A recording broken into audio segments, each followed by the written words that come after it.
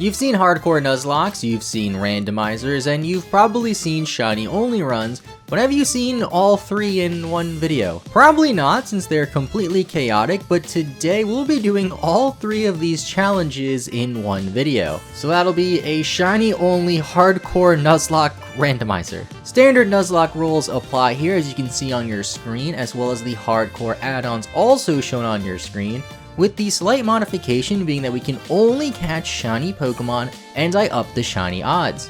The rules will also be posted below the like button, and if you want to see more videos like this, you know how to support the channel, so let's begin. Starting off, I head to the starter selection screen and see a headless Zebstrika, so I just pick it. The other options were Klefki and Simipour, neither of which were shiny, so we'll have to ditch our starter when we catch our first Pokemon, but it has a really cracked moveset of Blizzard, Barrage, Moonblast, and Poison Fang. The funny thing is, our rival got Klefki, which just hard counters Zebstrika. It even has Percival Blades to do a lot of damage. I also named the Zebstrika Outback after the steakhouse because I thought zebras were Australian, but apparently they aren't. We lost the first rival fight though, so I level up a bit until I can defeat May and get our first couple of encounters. Our first encounter is a shiny Scrafty I named size 6 because size 6 pants don't fit her, and it has a pretty solid moveset with Aerial Ace and Thunderfang, then it learned Close Combat shortly after. On Route 103 I catch a shiny Scolipede that I give the oh so original name of Caterkiller.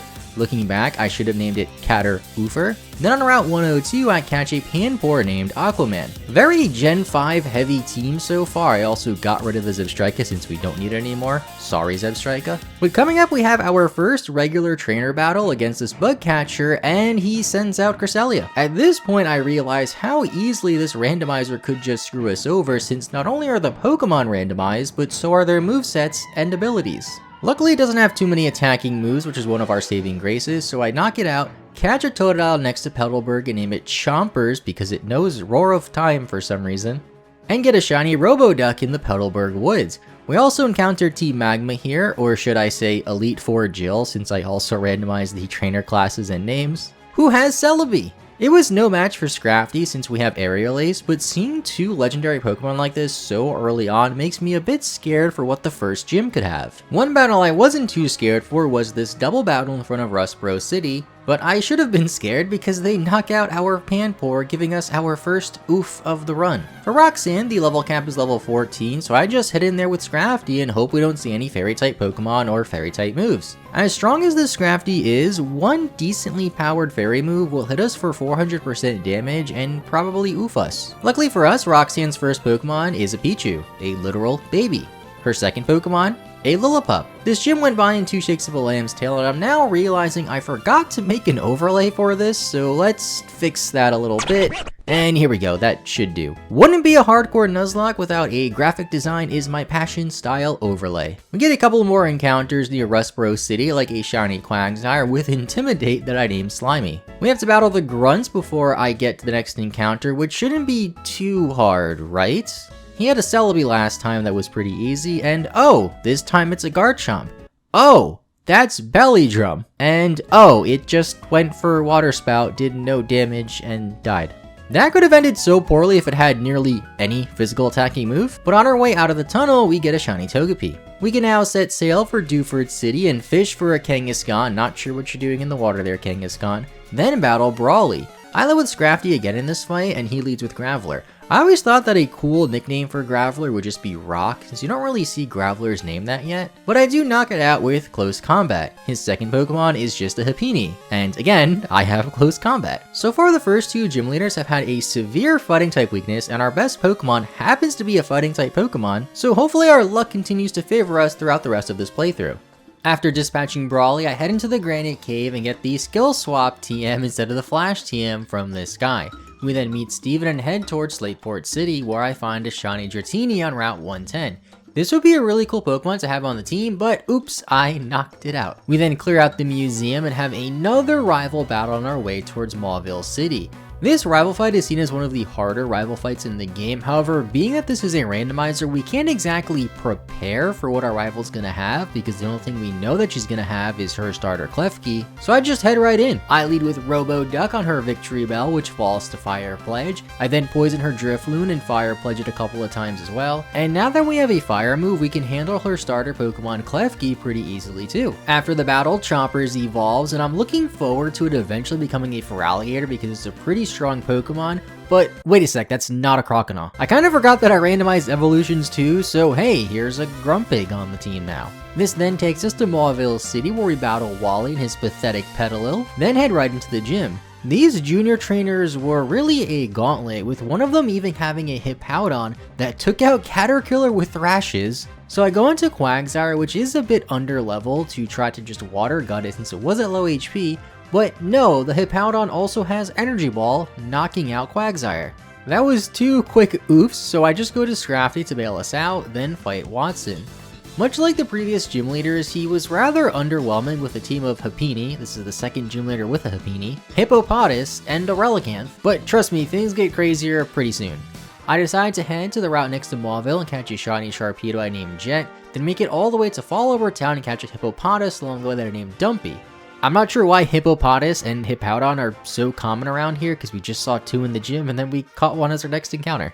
Dumpy gets oofed though shortly after in a Team Magma fight in Meteor Falls, so RIP Dumpy. We then circle back to Mount Chimney and see another grunt that has a pretty strong team. This one has a Raikou, but luckily it has no good offensive moves, so we take it out easily.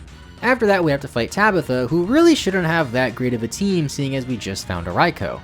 We must stop Team Magma so they don't end up taking the Meteorite and then go along and catch Groudon to go along with their evil plans. So in this fight I just led with Scrafty as it's our strongest Pokemon, and Tabitha leads with a Groudon! The irony in this one is just amazing, but wait a sec, it's going for Swords Dance. This is a Swords Dancing Groudon. My life then flashes before my eyes and I begin to think that the size 6 pants not fitting Scrafty are going to be the least of our concerns, but instead we skillfully dodge a Bone Club and then knock out the Groudon with our second close combat. This could have gone really bad, really fast, and then the second Pokemon was just a Tepig. It had a V-Crate, which was kind of cool, but it really wasn't a threat. That's not the end of Team Magma for now though, as we still have to fight Maxie. He leads with a hammer-arming Ambipom on our Porygon 2, so I have to switch to Grumpig, and then he just had a Wynot and a Typhlosion, which really weren't a threat. Onwards to Laveridge Town, where we receive an egg that could possibly hatch into a shiny if we're lucky enough, and take on Flannery's gym. I was gonna say Flannery's Fire-type gym, but it's a randomizer, she could have anything. One of the Kindlers in here even had a Mega Garchomp, but thankfully Grumpig just learned Ice Beam to dispatch it, and then Flannery leads with a Spoink in our battle. I knock it out with our Scrafty to see that this was actually an imposter, and it's really a Hoppip that has Zoroark's ability. She then goes to her real Spoink, which also gets one-shotted, and then into a Conkeldurr, which falls to Roar of Time, giving us 4 Gym Badge. We also get the Dragon Ascent TM that Scrafty can learn, which is basically a flying type close combat. Now around here I'm also having a little bit of trouble with the whole level cap situation, since even though I have the EXP share turned off and I'm avoiding the majority of trainers, for some reason I'm always very close to level cap, and in the case against Flannery my Scrafty was 1 level above. But I was 1 level under the cap for the Norman fight, so I guess it kind of balances out. Norman leads with a Skitty, which is no match for our Scrafty, then he goes to a Mega Heracross. This is quite scary. If it has a strong fighting type move, there's a good shot we're gonna get knocked out here. It doesn't have a strong fighting type move, but it does have a strong fairy type move in Moonblast, which is 4 times super effective, but we live the hit because Heracross isn't the best special attacker and Moonblast is a special move. If that was play rough or something, we probably would have fainted. Thankfully we have our new Dragon Ascent move to take it out as it's 4 times super effective, and that was a pretty close call. After that, this rather unassuming Rotom comes in, but this was the real threat. I go into Grumpig to handle it, but it has Bug Buzz and keeps lowering my special defense, so I have to switch. So I go into Porygon 2 to poison it and get super outplayed by it having Psycho Shift, which cures its poison and then poisons our Porygon 2. I then poison it again and stall out until he potions, Then realized Grumpig has Earthquake, and since abilities are also randomized in this, the Rotom shouldn't have its normal Levitate ability, so I take it out with 2 Earthquakes. We were really close to losing another Pokemon there, and although this isn't one of the hardest Pokemon games out there, the later half of this game definitely ramps up the difficulty. Being that this is a randomizer though, literally anything can happen at any point. Just imagine if that Groudon landed a Bone Club, because something crazy could happen like a gym leader or boss having just a Bidoof, or they could have a Xerneas, and literally anything in between. We also got the Ice Burn TM as a reward from Norman, and I didn't even know that was a move. From here we surf east of Mauville and go to the Latios Island where Team Magma is trying to steal Latios. After dispatching them, Latios decides to join our team, but since this is a randomizer, of course, it's actually a Jinx. It was even shiny too, so I add it to the team and continue due north where I catch a shiny Metapod and make it into the Weather Institute. The first thing I do here is check out the vending machine, naturally, and that Metapod we had on the team evolved into Kabuto here. I don't plan on using it too much, but since the evolutions are random, I'll carry it around until it evolves into something better. The funny thing about the Institute though is that the Team Magma leader we fight here actually has a Castiform, and then the Castiform we're given as a reward isn't a Castiform and it's actually just a regular Luxio. We proceed across to the next route and find another rival fight. She leads with Tyrantrum as we lead with Grumpig. Grumpig has Surf with the Mystic Water item that we just got, and it's also raining, so we lay waste to her intrepid team in 2 shakes of a lamb's tail with very strong Surfs. This takes us into Four Trees City where we have to see the invisible Pokemon, and it's a Dratini, which also happens to be shiny. I catch it and name it Wishmaker, although it has no attacking moves right now unless you count Mirror Coat, so hopefully we find better TMs or it learns moves via level up. Now we can take on Winona's gym. I lead with Scrafty since it's still our best Pokemon, so as long as we don't see any strong Fairy type Pokemon we should be fine, and that's a Mega Diancie.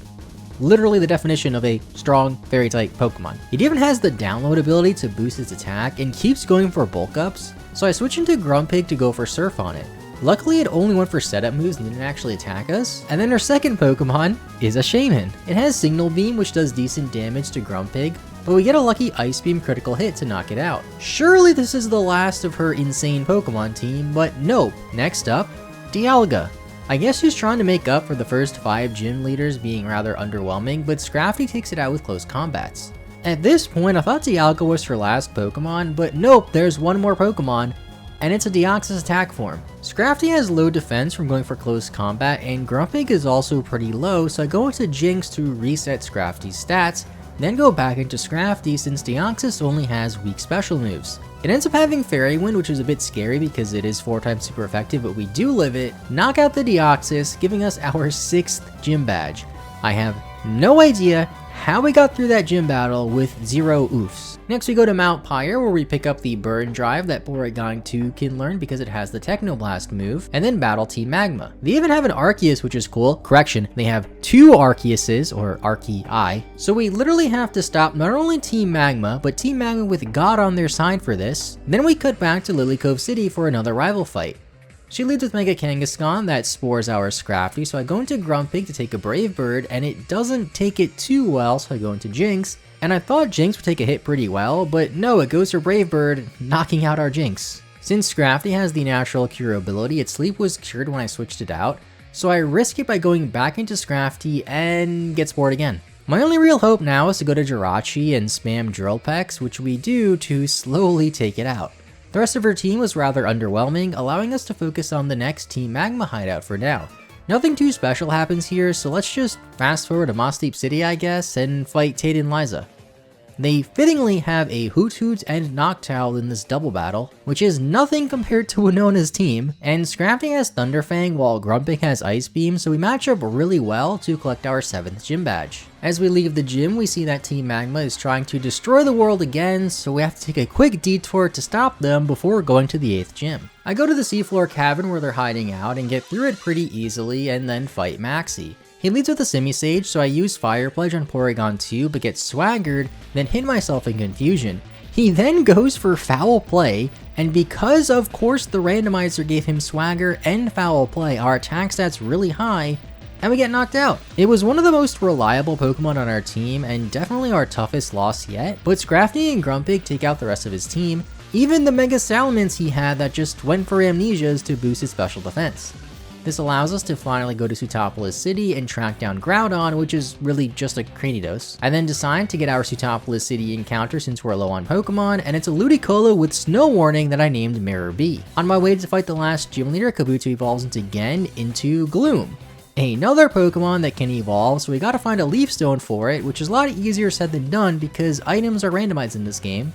So I can't just find a green shard like I normally would to get a Leaf Stone in this game. For this last gym fight against Wallace though, I decided to lead with a Sharpedo since I've had it on the team for so long and barely used it until now, and it has a pretty decent move pool with moves like Dive and Rock Slide. He ends up leading with a Kyurem Black, of course, which tanks a Rock Slide, then knocks us out with Thunderfang. This was Sharpedo's first battle in a very long time, and another Pokemon we lose due to the Randomizer giving our opponent a moveset combination that directly counters our Pokemon. Grumpig is able to take it out with Roar of Time though, and then Ice Beams take out the incoming Togetic as I get burned from an Ice Burn attack. I get his Golbat to pretty low HP with Grumpig, then go into Jirachi to finish it off, then finally into Ludicolo on his Weavile. Ludicolo has Fire Pledge, which does just under half damage to his Weavile, but his Weavile has Soft Boiled, so we go back and forth for a few turns until I finally go into Scrafty to knock it out with close combat. His last Pokemon is a Clefairy, which could take out Scrafty with pretty much any decent fairy move that's a special move, but I decided to risk it anyway, since the chance of the Randomizer giving Clefairy Moonblast or any other decent fairy move is still pretty low, and the rest of my team is fairly weak. Clefairy just ends up going for Celebrate though, which is very fitting since we take it out and celebrate getting our 8th and final gym badge in the Hoenn region. All that stands in our way now is the Elite Four and the Champion. I decide to set the level cap for 55 here to match Drake's ace Pokemon, so that way by the time we get to the Champion battle against Steven, we shouldn't be too overleveled as his ace is 59. In Evergrande City, we get a shiny Roserade that I named Thorns, although its only decent attacking move is Assurance, but it does have the Dark Aura ability to help it out a bit. In the Victory Road, we find a shiny Nuzleaf that I named Nuzlocke, but won't add it to the team since we won't be able to evolve it. Towards the end of the Victory Road, we have another rival fight against Wally this time. He leads with a Boldore that I waterfall twice with Scrafty to knock it out, then in comes a Mega Latios. I switch into Grumpig to Ice Beam it a few times as it doesn't go for any attacking moves. He then sends out a Metapod, and I mean, well, it's a Metapod, then he goes into a Samurott. Ludicolo has Petal Dance, so I go into Ludicolo to knock it out with Petal Dance, and then his ace Pokemon is a Mega Slowbro. Since we're still locked into Petal Dance, I have to go for it anyway, and this works out since Mega Slowbro is weak to grass and we knock it out.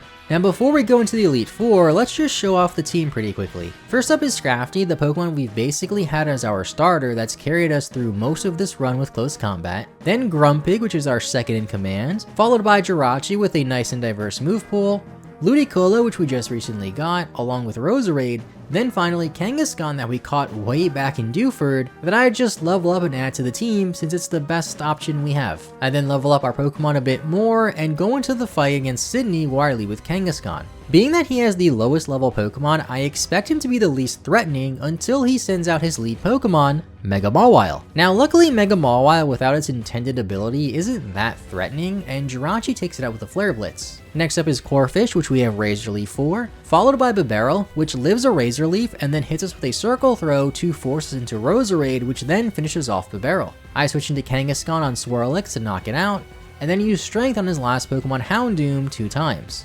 Not bad for the first fight, so let's leave Kangaskhan in the lead against Phoebe too. She led with Hariyama, so I nope right out of there and go into Jirachi to take it out with Drill Peck. Then on her Shinx, I go for Flare Blitz to one-shot it, and need to Flare Blitz her Stunky twice to take it out. Since Jirachi is pretty low now from Flare Blitz recoil, I switch into Grumpig to Surf on her Crustle. Then in comes this really annoying Gardevoir.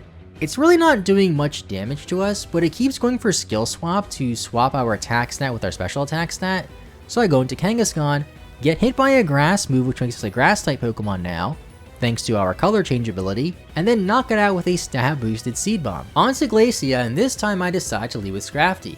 She leads with an Aerodactyl and goes for Percival Blade since every Pokemon seems to have that move, so I waterfall it a few times to knock it out. In comes a Drowsy which we take down in one hit, then a Furret that I close combat. On Poliwag I go into my Kangaskhan to Seed Bomb it, and then her ace is another Gardevoir. Jirachi takes care of this one though, and these fairy types, especially Gardevoir, are pretty annoying for this team, so against Drake I lead with Grumpig, and he led with his Xerneas. Xerneas is like Gardevoir times 5 in terms of power, and I really struggle against it. Steel Wing surprisingly does a lot of damage to our team, while unsurprisingly, Surf doesn't do a whole lot of damage to Xerneas. I go into Jirachi to try to Flare Blitz it, but that also does very little damage, so I go into Kangaskhan to see if it can handle it. Drake must have 500 IQ or something, because it goes for Steel Wing, which Kangaskhan takes pretty well, but makes us a Steel type from the color change ability. He then goes for Earth Power since it's now super effective and oofs our Kangaskhan. I really like that Kangaskhan because it had a pretty good moveset and hit pretty hard, and we lost it while Drake still has a full team. I don't have too many options, so I try to use Ludicolo to Petal Dance it and surprisingly take out Xerneas. Since we're locked into Petal Dance, I have to stay in on the incoming Manectric and knock it out, and also on the Monferno that comes in after it. Next up is Executor, which takes a hit, and since I'm locked in, I have to go for it again and get taken out by the Executor. Kinda funny how a tree took out another tree there. Losing 2 Pokemon to 1 Elite Four member isn't exactly ideal or optimal, but Roserade can go for Payback, which is super effective to take out Executor. Then last up is Weezing. It really can't do much for us, so I just spam Payback and win the battle at the cost of 1/3 of our team. All that's left now is the champion, Steven. I lead with Scrafty since it's our best Pokemon, and he leads with the Shaman. It goes for Geomancy and somehow lives a Dragon Ascent. Since Geomancy is a 2-turn move, I go for Dragon Ascent a second time to knock it out, as he doesn't potion like I expected him to. He then sends out Rotom-Mow, so I go into Jirachi to Flare Blitz it. Then he goes into a Tepig, so we have a Pig Honor battle as I send out Grumpig to go for Surf on his Tepig. In comes a Flabébé, so I stay in and do pretty little damage with Surf, then get paralyzed by a Discharge. I just stay in as he Pain Splits, then get pretty lucky as we never get full paralyzed, then knock out the Flabébé. On his Rufflet, I go into Scrafty to Thunderfang it a couple of times. Then in comes his last Pokemon and his ace, Mega Blastoise. I go for close combat and do about half damage, but since our HP is low and our stats are now lowered, I switch into Roserade.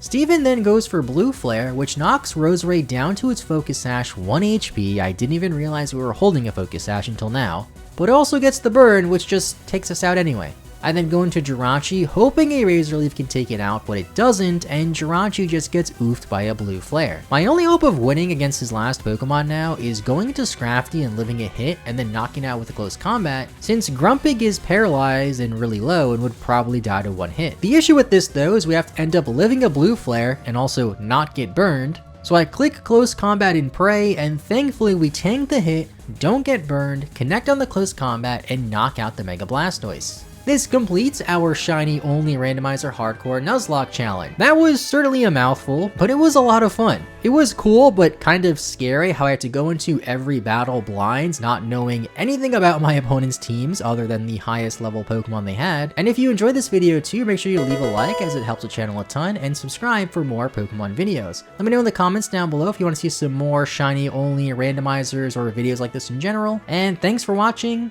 Bye bye.